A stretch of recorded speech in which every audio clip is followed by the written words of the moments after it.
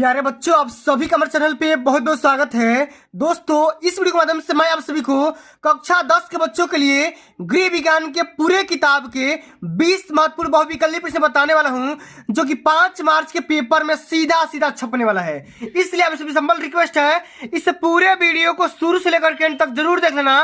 Video को like कर देना, शेयर कर देना, चैनल पर नए होंगे तो सब्सक्राइब कर देना। आइए बच्चों, हमारा पहला क्वेश्चन क्या पूछा गया है कि बजट का मुख्य उद्देश्य क्या होता है? आय का अनुमान करना, व्यय का अनुमान करना, या आय और व्यय का अनुमान करना, या ये सभी। तो बच्चों, पारिवारिक बजट बनाने का हमारा जो ऑब्जेक्टिव होता है, जो उद्देश्य होता है, वो होता है आय और व्यय का अनुमान करना। यानी कि ऑप्शन नंबर यहाँ पे तीसरा बिल्कुल करेक्ट आंसर हो जाएगा। आगे देख लेते हैं, अगला हमारा क्वेश्चन क्या पूछा गया है कि डाकघर सावधि खाते में धनराशि जमा की जाती है गुणांक में, 500 के, 50 के, 100 के, या ये सभी। तो बच्चों, डाकघर सावधि खाते में जो जमा किया जाता है ना पूंजी, वो 50 के गुणनफल में यहाँ पे जमा किया जाता है। ऑप्शन नंबर यहाँ पे दूसरा बिल्कुल करेक्ट आंसर हो जाएगा। आगे देखते हैं, अगला बार क्वेश्चन क्या पूछा गया है कि मीट्रिक प्रणाली में तौल की सबसे छोटी इकाई क्या होती है? डेसीग्राम, सेंटीग्राम, ग्राम, या मिलीग्राम।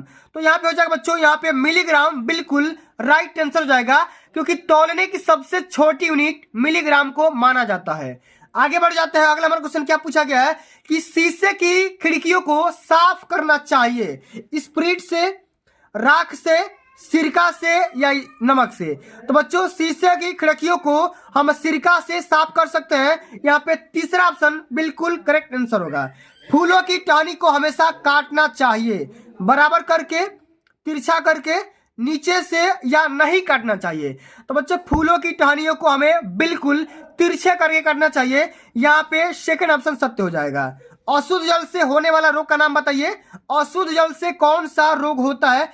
पीलिया होता है कि पेचिस होता है कि हैजा होता है कि सभी होता है? तो बच्चों, अशुद्ध जल से होने वाले रोग का नाम पीलिया, पेचिस, हैजा सभी हो जाएगा। यहाँ पे डी ऑप्शन बिल्कुल करेक्ट आंसर हो जाएगा। इस बात को भी ध्यान में रख लेना। और बच्चों, जितना क्वेश्चन आज के वीडियो के माध्यम से बता रहा हूं, सारे के सारे question very very most important है, पेपर में पक्का पूछे जाएंगे। अगला हमारा क्वेश्चन क्या है कि पोलियो ड्रॉप बच्चों को किस किस उम्र में दी जाती है? 3 महीने, 5 और 7 महीने पर, 18 से 24 महीने पर, या तीनों ऑप्शन सही है? तो बिल्कुल इसका राइट आंसर क्या हो जाएगा? तीनों सही है। ठीक है, ऑप्शन नंबर घ आपका बिल्कुल करेक्ट आंसर हो जाएगा। अब आगे देख लो, अगला हमारा क्वेश्चन क्या पूछा गया है कि शुद्ध जल में या शुद्ध वायु में नाइट्रोजन की परसेंटेज बताना है कि शुद्ध हवा में नाइट्रोजन का कितना परसेंट होता है? 78%, 0.5%, या 22%, या 0.96%। तो बच्चों, शुद्ध हवा में नाइट्रोजन का जो परसेंटेज होता है वो होता है 78%। ऑप्शन नंबर आपका पहला बिल्कुल करेक्ट आंसर हो जाएगा। आगे देखते हैं कि अम्लीय वर्षा किन गैसों के कारण होती है? सल्फर डाइऑक्साइड, नाइट्रोजन ऑक्साइड, या दोनों, या कार्बन डाइऑक्साइड।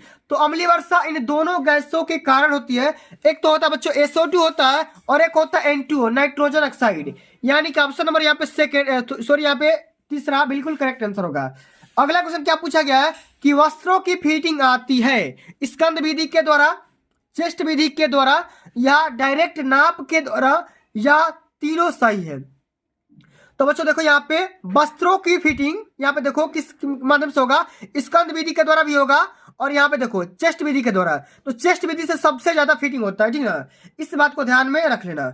अगला हमारा क्वेश्चन क्या पूछा गया है कि फ्रिज का प्रयोग करते हैं सजावट करने के लिए, खाद्य पदार्थों के संरक्षण करने के लिए, या प्रतिष्ठा के लिए, या फैशन करने के लिए? तो फ्रिज का हम इस्तेमाल क्यों करते हैं भाई? ये हम करते हैं खाद्य पदार्थों के बचाव करने के लिए, या सुरक्षा प्रदान करने के लिए। पानी में घुलनशील विटामिन का नाम बताना है। फास्फोरस, सोडियम, पोटेशियम, या कैल्शियम, या ये सभी। तो पानी में घुलनशील लवण हो जाएगा बच्चों, यहाँ पे सभी। क्या हो जाएगा बच्चों? सभी हो जाएगा, क्योंकि फास्फोरस, कैल्शियम, सोडियम, पोटेशियम सभी क्या है? जल में घुलनशील लवण है। इस बात को ध्यान में रखना है, कई बार पेपर में पूछा जा चुका है। वीडियो पसंद आ रही होगी तो वीडियो को प्यार से लाइक कर देना, वीडियो को शेयर कर देना। चैनल पर जो भी बच्चा नया होगा सब्सक्राइब जरूर करेगा। आइए, अगला हमारा क्वेश्चन पूछा गया है कि निम्न में से कौन सी विटामिन जल में घुलनशील है? जल में घुलनशील विटामिन का नाम बताना है। Vitamin C, vitamin A, vitamin D, vitamin K. तो जल में घुलनशील विटामिन का नाम होगा विटामिन सी। क्या हो जाएगा बच्चों? Vitamin C. और बच्चों आप लोग कमेंट में छाप करके ये बताओ कि विटामिन सी का सबसे अच्छा स्रोत क्या होता है। आप लोग कमेंट में जरूर छाप करके बताना। देख रहे हैं कितने बच्चे कमेंट करते हैं और कितने बच्चों को पता होगा, ठीक ना। चलिए अगला क्वेश्चन क्या पूछा गया कि सामान्य रोगी को शरीर भार के अनुसार प्रति किलोग्राम ऊर्जा की आवश्यकता होती है। माने कितनी किलोग्राम की आवश्यकता होती है आपको बताना है। 20 कैलोरी, 50 कैलोरी, 80 कैलोरी या 1000 कैलोरी। तो बच्चों सामान्य रोगी को शरीर भार के अनुसार प्रति किलोग्राम यहाँ पे 100 किलोग्राम की आवश्यकता होती है। ऑप्शन नंबर यहाँ पे चौथा राइट आंसर हो जाएगा, ठीक ना। चलो अगला क्वेश्चन क्या दिया है कि शरीर के बाह्य सतह पर पाए जाने वाले कंकाल को क्या कहते हैं। बाह्य कंकाल, अंतः कंकाल, अस्थि कंकाल या ये सभी। तो शरीर के बाह्य सतह पर पाए जाने वाले कंकाल को बच्चों बाह्य सतह पर क्या पाए जाने वाले कंकाल को बाह्य कंकाल कहेंगे। ऑप्शन नंबर पहला बिल्कुल करेक्ट आंसर हो जाएगा, ठीक ना। चलिए अगला क्वेश्चन क्या पूछा गया है कि अग्र बाहु की अस्थिभंग के उपचार में बाहु के किस कोण में रखते हैं, ठीक ना। 45 डिग्री, 90 डिग्री, 120 डिग्री या 180 डिग्री। तो बच्चों हम क्या करते हैं भाई, बाहु को 180 डिग्री के एंगल पर रखते हैं। ऑप्शन नंबर आपका दूसरा सॉरी यहाँ पे चौथा राइट आंसर हो जाएगा। चलो अगला क्वेश्चन क्या पूछा गया है कि रुधिर की शुद्धि किस अंग में होता है। ब्लड का प्यूरिफिकेशन कौन करता है, किस अंग में किया जाता है ये आपको बताना है। पाचन अंग के द्वारा, फुफ्फुस के द्वारा, हार्ट के द्वारा, ये हृदय के द्वारा या त्वचा के द्वारा। तो बच्चों जो रुधिर होगा ना, रुधिर की शुद्धि किस अंग के द्वारा किया जाता है। तो ये बच्चों किडनी के द्वारा किया जाता है, यानी कि फुफ्फुस के द्वारा किया जाता है, फेफड़ा के द्वारा किया जाता है। ऑप्शन नंबर आपका यहाँ पे सेकंड बिल्कुल करेक्ट आंसर हो जाएगा। इस बात को ध्यान में रख लेना भैया, जितना क्वेश्चन बता रहा हूं ना सभी के सभी क्वेश्चन पेपर में छपने वाले हैं, ठीक ना। अगला क्वेश्चन क्या पूछा गया है कि श्वास गति व नाड़ी की गति में संबंध बताना है। 1/2, 1/4, 1/6 या 1/8। तो बच्चों श्वास गति और नाड़ी की गति में जो स्पीड होता है, जो संबंध होता है वो होता है 1/4। देखो 1 मिनट में जो इंसान होता है ना बच्चों, 1 मिनट में जो सांस लेता है वो लेता है सांस, देखो 16 से लेकर के 17 बार सांस लेता है। वह इसकी जो नाड़ी धड़कता है ना, कितना बार धड़कता है, 72 से लेकर 80 बार। तो 17 चौका 68 या 17 5 85, 1:4 का अनुपात हो जाएगा। यहाँ से भाग कर दोगे तो 17 में आप 80 से भाग करोगे ना, या 72 से भाग करोगे तो कितना आएगा बच्चों का, आएगा 1:4 ही आएगा, ठीक है 1:4 ही आएगा। इस बात को ध्यान में रख लेना। अगला आपका क्वेश्चन क्या पूछा गया है कि 8 से लेकर के 14 वर्ष की आयु में नाड़ी का गति कितना होता है। 8 से लेकर के 14 वर्ष की उम्र में नाड़ी का स्पीड बताना है। 60, 70, 80, 90, 62 से 80 या 70 से 80। तो 8 से लेकर के 14 वर्ष की उम्र में जो नाड़ी का स्पीड होता है वो 80 से लेकर के 90 तक धड़कता है। ऑप्शन नंबर यहाँ पे सेकंड बिल्कुल करेक्ट आंसर हो जाएगा। इस बात को ध्यान में रख लेना भाई, छाप लेना। अब की बार 95% का टकराना है, ठीक ना, 95% स्कोर करना है।